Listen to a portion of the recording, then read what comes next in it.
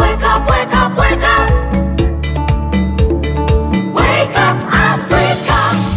Hello and welcome to Africa Watch on the Dr. Mumbi Show. My name is Dr. Mumbi Saraki. How you doing? How's everything going? I pray you're well. In all your ways, thanks to every single person that supports us through our PayPal and our Patreon accounts. I really, really appreciate you guys.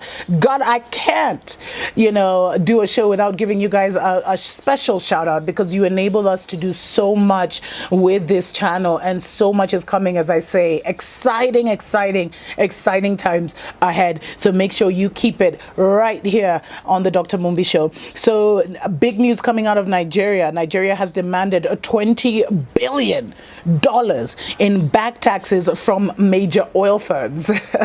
And this has left a lot of these major oil firms totally shocked and flabbergasted. Now, what happened is that there are 7 major oil companies that are operating in Nigeria. Mainly the big ones that we all know internationally. The Royal Dutch Shell is the biggest. It's actually the biggest investor in Nigeria overall, but one of the biggest oil firms, and they actually own a lot of oil fields, and they've been involved in a lot of developing a lot of oil fields in Nigeria. Nigeria being the largest oil producing nation in Africa. There's also ExxonMobil, which is of course U.S. Oil company. There's Eni, or Eni, whatever they want to call it. I'm not sure where that one's from, but there's also Total of France and Equinor of Norway. So all these and 2 others, but these are the main 5 international big players in the oil industry. So they've been told that they must pay $20 billion in back taxes and royalties, and they ain't happy. But this is absolutely unprecedented, and it just shows you that no matter what kind of agreements all these multinational corporations and international corporations have with different African countries, they should be scared.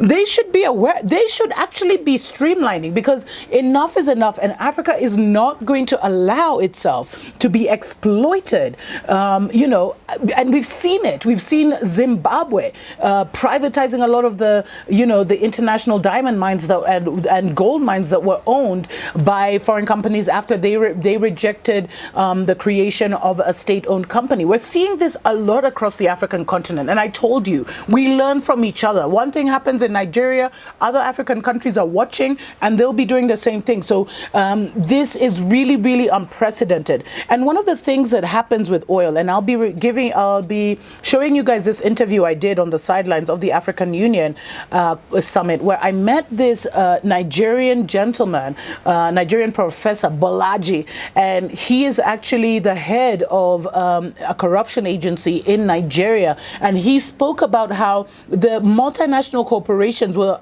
the biggest challenge to corruption. I've talked about this, I think, before, where not only do these multinational corporations have brilliant lawyers, brilliant accountants, so they can always siphon money away, but they also create this situation where they've signed so many deals that benefit them, that kind of harm the people. And another thing, this is the point I actually wanted to make. There's been a lot of, corruption and theft of oil. And since oil is a major, industry in Nigeria, it's a problem. So now what happened is that actually there was a letter that was sent through the Nigerian National Oil Corporation, and it cited what it called outstanding taxes and royalties for oil production. And it said that, some companies were told they owed $2 billion, $2.5 billion. Other companies like Shell were told they owed $5 billion in back taxes and royalties, and they were also told that if they failed to pay these royalties, they could have, within the extended period, because they've actually extended the collection, they could actually lose their license. Now, Nigeria has actually collected 1.2 trillion naira. I'm not sure how much that is in unpaid royalties for crude oil sales. And some oil firms are yet to remit their royalties to the federal government, and the date is fast approaching. Companies like ExxonMobil and companies like Shell have said that they will not be paying. They have also started to play dirty, and you have to expect that. They have also started to play dirty and saying, if we have to pay that, then it's going to affect our development. Because, for example, Shell was actually getting ready to develop an oil field. I'll be giving you more details about that, but exciting times that these people, 20 billion, just 20 billion in back taxes, pay. And we've seen the exploitation of Africa by multinational corporations. And when you look at it, when you look at the neo-colonial agenda, you actually realize the neo-colonial agenda is multinational faceless corporations based, where you have all these corporations coming into governments, manipulating governments, using their home governments to intimidate the local governments and to kind of pull certain strings so that they can exploit Africa and get our wealth. It ain't gonna happen anymore. We'll be right back. Wake up, wake up, wake up, wake up, wake up, wake up, wake up. Wake up, Africa. Africa's natural resources are exploited by foreign companies. And to underscore that, all you need to do is to go take a look at London Stock Exchange, the foreign stock exchanges, look at which companies have the big businesses exploiting natural resources in Africa. You get your answer very easily. Secondly, you take a look at the kinds of agreements, pernicious agreements that have been signed, long leases, ceding to themselves virtually, corrupting the leadership and other people, ceding to themselves rights to exploit the natural resources. Thirdly, incorporating their companies in tax haven and at the same time fighting high corporate taxes where they are operating. Fourthly, shifting the profits. They make the business, they do the operations in African countries, but they claim that their companies are incorporated elsewhere in order to transfer as much of the resources as they can to those places. Fifthly, fighting and challenging regulatory policies and laws that are designed by African countries to stabilize and make sure that they at least derive some benefit from their own natural resources. Fifthly or sixthly, not wanting to be responsible for the human rights consequences of their corporate practices in Africa. Now, so if you take all of these things together, it's little wonder that Africa will be underdeveloped and that Africa would be home to corruption, because many of the corporations who have budgets that are bigger than African countries, many don't want upright leadership in African countries. They interfere in the political and electoral processes subtly and indirectly. Once you have a government that is determined to right the wrongs, they hardly last the distance. So we've got to take everything in context. So Africans, of course, must reflect and stand back and take measures to challenge and diminish, because I would admit that it is not all the fault of the other side. We have our own faults for so long. I mean, somebody can take you for a ride for as long as you want to be taken for a ride, but you must draw the line and say, from now I need to do things properly and I need to do things well. So I think that it's very important to take all of these things in context. And those are some of the things that we're talking about, that some of the factors and the anomalies that we have identified will not change except we work together. So we have friends on the other side as well who are very concerned about what is going on in Africa and we like to see things change. We encourage them, we want to work with them to also speak for us and join with us to change a lot of those practices, to put a lot more transparency into corporate practices, to agree to exchange of information about corporate profits, where they are operating, how they are operating, to support measures to penalize practices that underdevelop African countries. All those things, we need to work together. Because if they say the world is a global village, what it means is that it's smaller than you can imagine. And if we don't work together, we will not make progress. Wake up, wake up, wake up, wake up, wake up, wake up, wake up. Wake up, Africa. Welcome back to Africa Watch on the Dr. Mumbi Show. My name is Dr. Mumbi Saraki. I hope you are well and just, alive and kicking and doing your thing.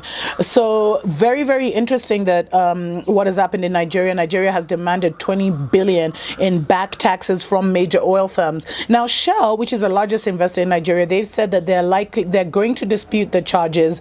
They're threatening the government with delay to the Bonga oil field. And the Bonga oil field is basically off the shores of Nigeria. It's a new oil field that Shell was given to develop, and they were just just in the process of kind of defining that contract, but now Shell is threatening to stop the development of that oil field, which would bring about an extra 180,000 barrels of oil a day to Nigeria. But they've said that they're going to shelve that for now as they deal with this issue. And this is what always happens with these multinational corporations. They play hardball. They're not there to like you. They ain't your friend.